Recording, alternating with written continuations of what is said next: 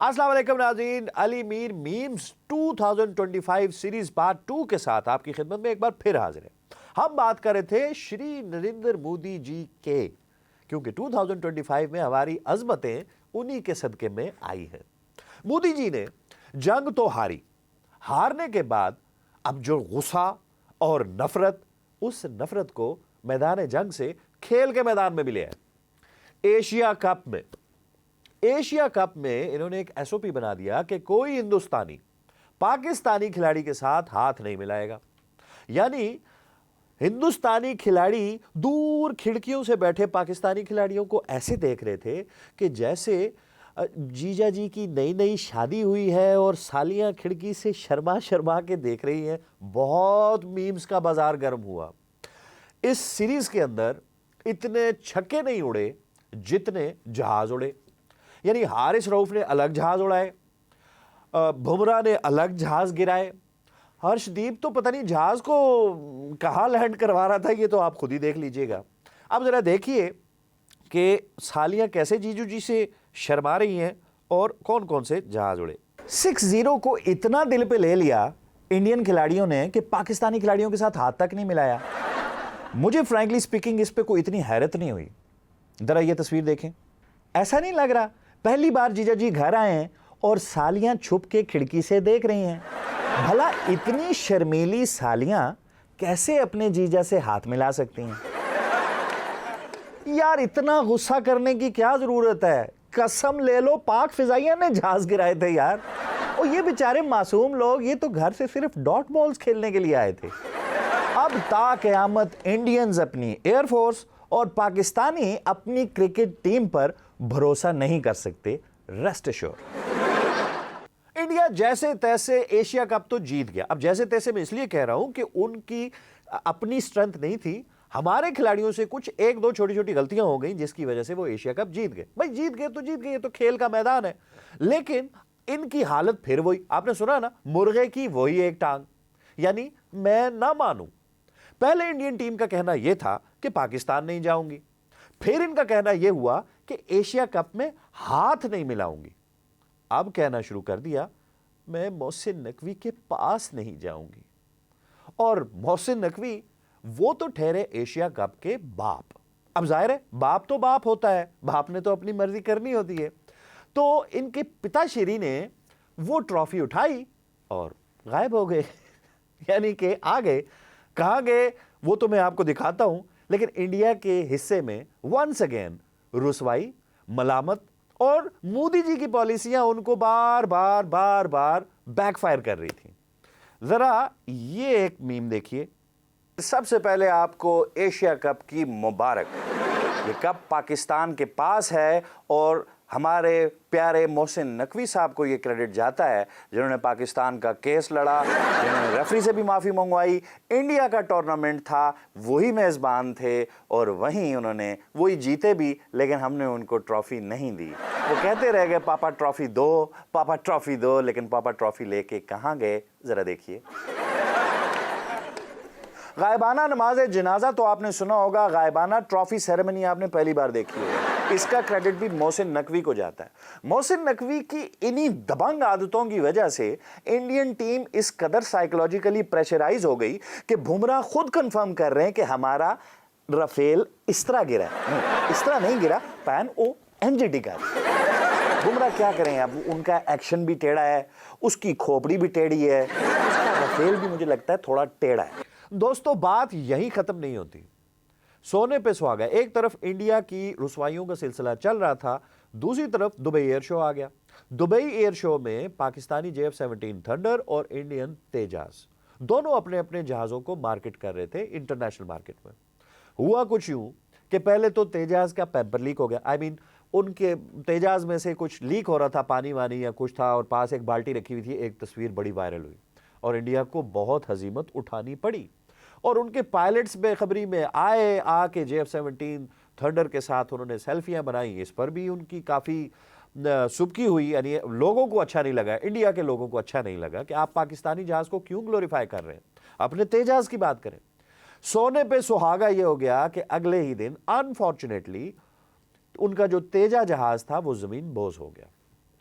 उसके बाद वो जो उन्होंने तेजाज को एक हवा बनाया हुआ था, तेजा जहाज से तेजा खोती रेडी के नाम से मशहूर हो गया। अब ये सब कुछ क्या हुआ, ये भी जरा देखिए, एक बड़ी इंटरेस्टिंग चीज है। सबसे पहले आपने ये अफसोसनाक खबर तो जरूर सुनी होगी, दुबई एयर शो के दौरान इंडियन पायलट अपनी जान से गया। इससे ज्यादा अफसोस भारतीय हुकूमत के ऊपर है कि जो इस छोटी छोटी खोता रेडियो को जंगी जहाजों का नाम दे रहे हैं और लोगों की जानों के साथ खेल रहे हैं। Modi ji, for God sake, अपनी आवाम के साथ तो मुखलिस हो जाएं। इससे अच्छी आपकी जो तेजाज हैं, इनसे अच्छी यहां अमरूदों की रेडियां हुआ करती थी पंजाब में, वो भी हुकूमत ने बदल के खुद नहीं लेके दे दी हैं। खुदारा इनको भी इन तेजाज की निस्बत वही थुक वाले जहाज ही ले दें, वो फिर इनसे बेहतर है। लोगों की जान आपकी गफलत की वजह से एक पायलट, उसकी कीमती जान गई। बड़े बोल नहीं बोलने चाहिए। बाबा बनारस, जो कि हिंदुस्तानी इंटेलिजेंस एजेंसियों का माउथपीस माना जाता है, जरा देखें 2 दिन पहले क्या कह रहा था। हमारे JF-17 थंडर का मजाक उड़ा रहा था और दूसरी तरफ उनके अपने तेजा से ऑयल लीक हो रहा था, जिस पे इंडिया ने फौरी तौर पे एक फैक्ट चेक जारी कर दिया कि नहीं, ये ऑयल नहीं है, ये दुबई के माहौल की वजह से पानी निकाला जा रहा है। भाई, ये किस तरह के जहाज बना रहे हो? यानी ये टीन डब्बे, घी के डब्बे, बाल्टियां, इसमें पानी जमा करके छोड़ो ऐसे तेजाज को। ये किन चक्रों में पड़ गए आप? इससे चिंची बनाओ, बात खत्म करो, हट। और दूसरी चीज मैं इंडियन एयरफोर्स को यह बताना चाहता हूं कि जहां JF-17 थंडर खड़ा होता है, वहां ये तेजे तूजे कुछ नहीं, बड़े बड़ों के पानी निकल जाते हैं। ये मोदी सरकार का ही खासा था।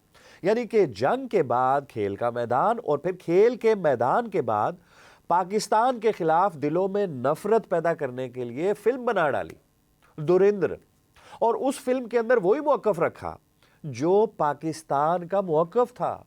यानी कि दहशतगर्दी पाकिस्तान से नहीं होती, दहशतगर्दी हिंदुस्तान की तरफ से होती है, और वही दूसरे मुल्क के मामलात के अंदर इंटरफेयर करता है। यानी एक बार फिर मोदी जी को लेने के देने पड़ गए, और जिस थाली में वो खा रहे थे उसी में उनसे गैर दानिस्ता तौर पे फिर छेद हो गया। जरा ये देखिए, जरा धुरंधर में क्या था।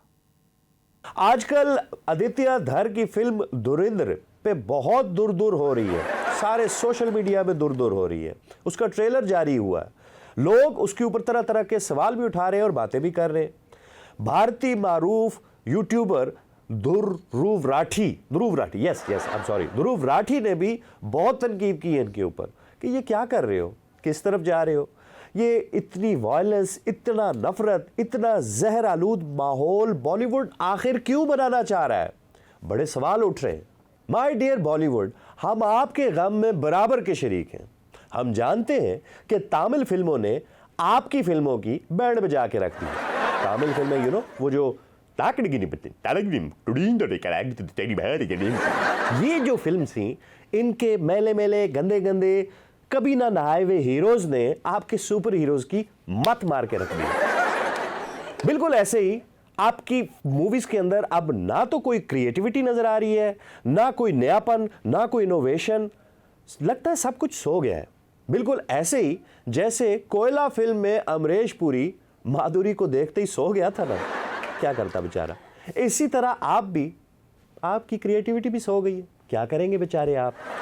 हम जानते हैं दुख आपको 9-0 का है, हमने 8 ही गिराए थे, ये 9वें ने खुदकुशी की है। नहीं यकीन आता तो देखिए ये रेफरी, मेरा मतलब हमारे वजीर इत्तलात ट्रंप साहब क्या कह रहे हैं। धुरंधर फिल्म का ट्रेलर देखकर तो इतने डर गए थे हम लोग, हमें तो लगा आज फिर लाहौर की बंदरगाह फतह हो जाएगी, भारत फिर दोबारा अपनी मांग में संदूर भरवाने पाकिस्तान आ रहा है। इधर मोहसिन नकवी भी राजनाथ को शक्ति कपूर बन के फूलों का हार पहनाने के लिए बेताब हैं। आओ ललिता, आओ राज, अबे राजा आजा, तेजा पे आजा, तेरा तेजा तो काम नहीं कर रहा, आ मैं तुझे अपने JF-17 थंडर पे बैठाऊं, तुझे गोल गोल घुमाऊं, तुझे सारा सिंध दिखाऊं, बाद में सोच लेना कि इसको फतह करना है कि नहीं। एडे तू राजा दायर दी खोती। अबे ओ भूतने के आदित्य धर धर आए धर आओ। 2025 में बहुत कुछ हुआ, इसके लिए हमें एक प्रोग्राम और करना पड़ेगा, तो उसका इंतजार कीजिए पार्ट 3 का। तब तक अपना ख्याल रखिए। अल्लाह ने के बाद।